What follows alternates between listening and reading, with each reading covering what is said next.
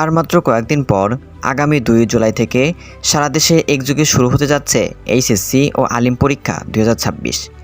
লাখ লাখ শিক্ষার্থী এখন শেষ মুহূর্তের প্রস্তুতিতে ব্যস্ত। কিন্তু কখনো কি ভেবেছেন এইচএসসি ও আলিম পরীক্ষার ইতিহাস কোথা থেকে শুরু হয়েছিল?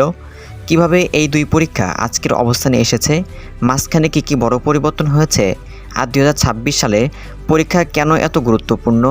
আজকে ভিডিওতে আমরা জানব এইচএসসি ও আলিম পরীক্ষা, অতীত, বর্তমান, এবারের পরীক্ষা নিয়ে গুরুত্বপূর্ণ কিছু তথ্য। চলুন শুরু করা যাক।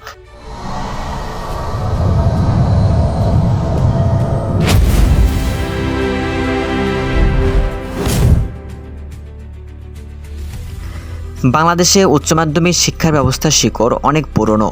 স্বাধীনতার আগে তৎকালীন পূর্ব পাকিস্তানে উচ্চ মাধ্যমিক শিক্ষা অনুষ্ঠিত হতো। 1971 সালে বাংলাদেশের স্বাধীনতার পর দেশের শিক্ষা ব্যবস্থাকে নতুনভাবে সাজানো হয়।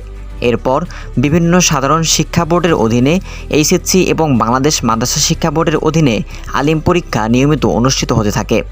দুটি পরীক্ষার শিক্ষার দ্বারা আলাদা হলেও উচ্চশিক্ষায় ভর্তির ক্ষেত্রে এইচএসসি ও আলিম দুটি সমমানের যোগ্যতা হিসাবে স্বীকৃত।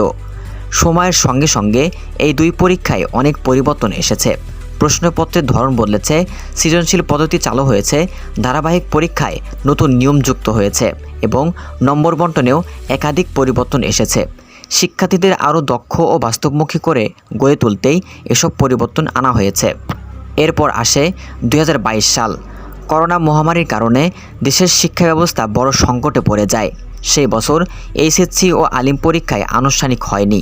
পরীক্ষার্থীদের বিকল্প মূল্যায়নের মাধ্যমে ফল প্রকাশ করা হয়। এরপর 2021 ও 2022 সালে সংক্ষিপ্ত সিলেবাস ও সীমিত সময়ে পরীক্ষা নেওয়া হয়, যাতে দীর্ঘদিন শিক্ষা প্রতিষ্ঠান বন্ধ থাকার ক্ষতি কিছুটা পূরণ করা যায়। 2023 সাল থেকে শিক্ষা ব্যবস্থা ধীরে ধীরে স্বাভাবিক অবস্থায় ফিরতে শুরু করে। তবে একই বছরে কিছু অঞ্চলে প্রাকৃতিক দুর্যোগের কারণে পরীক্ষার সূচিপত্রে পরিবর্তন আনা হয়েছিল।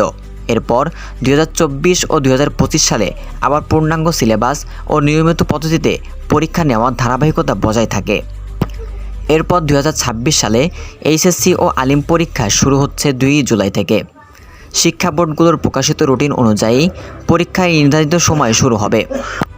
পরীক্ষার্থীদের অবশ্যই নির্ধারিত সময়ে কেন্দ্রে উপস্থিত থাকতে হবে। প্রবেশপত্র, প্রয়োজনীয় কাগজপত্র সঙ্গে রাখতে হবে এবং কেন্দ্রের সকল নির্দেশনা মেনে চলতে হবে। পরীক্ষার সময় মোবাইল ফোন সহ নিষিদ্ধ ইলেকট্রনিক ডিভাইস বহন করা যাবে না এবং অসদুপায় অবলম্বনের বিরুদ্ধে কঠোর ব্যবস্থা নেওয়া হবে। এইচএসসি ও আলিম পরীক্ষা শুধু একটি পাবলিক পরীক্ষা নয়, এটি উচ্চশিক্ষা ও ভবিষ্যৎ ক্যারিয়ারের একটি গুরুত্বপূর্ণ ধাপ। তাই ভয় নয়, আত্মবিশ্বাস নিয়ে পরীক্ষায় অংশগ্রহণ নেওয়া উচিত। আমরা আশা করি 2026 সালের এইচএসসি ও আলিম পরীক্ষা সুষ্ঠু, সুন্দর ও শান্তিপূর্ণ পরিবেশে সম্পন্ন হবে এবং সকল পরীক্ষার্থীরা তাদের পরিশ্রমের সঠিক প্রতিদান পাবে। ভিডিওটি যদি আপনার ভালো লেগে থাকে তাহলে অবশ্যই লাইক দিন, বন্ধুদের সাথে শেয়ার করুন এবং আমাদের এই চ্যানেলটি সাবস্ক্রাইব করতে ভুলবেন না। ইতিহাস এবং বিজ্ঞানমূলক সকল প্রকার ভিডিও পেতে আমাদের চ্যানেলে এবং আমাদের সাথেই থাকুন। ধন্যবাদ।